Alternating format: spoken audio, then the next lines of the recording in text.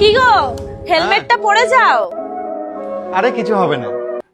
Please পরে যাও না গো। আরে ধুর, কিচ্ছু হবে না। দাঁড়াও। জানো, আমার মা 32 বছর বয়সে বিধবা হয়েছিল, আর বাবাও ঠিক তোমার মতোই বলতো কিচ্ছু হবে না। একটা ট্রাক, একটা বিকেল, আর মায়ের স্মৃতি খালি। আমি 3 বছর থেকে সিঁদুর পরি, আর প্রত্যেকদিন সকালে যখন সিঁদুর পরি তখন আমার হাত কাঁপে, আর মনে হয় আজই যদি শেষবার হয়। আরে ধুর, রাখো তো হেলমেট, কিচ্ছু হবে না।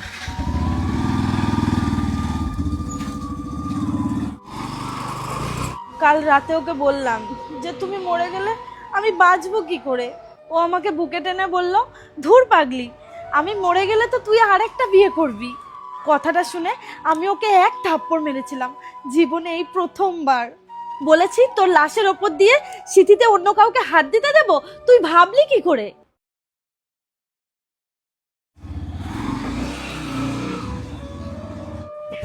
তুমি হেলমেট পরেছো? তুমি বলবার আমি পরবো না? তাহলে আমি যখন হেলমেটটা দিচ্ছিলাম তখন কেন বললে না? ওরে পাগলি, ওই হেলমেটটা ছোট, মাথায় হয় না, তাই আমি ভাবলাম আজকে সকালবেলা বাজারে গিয়ে একটা বড় সাইজের হেলমেট কিনে নেব, তাই আমি এটা কিনে নিয়েছি। বুঝতে পেরেছো?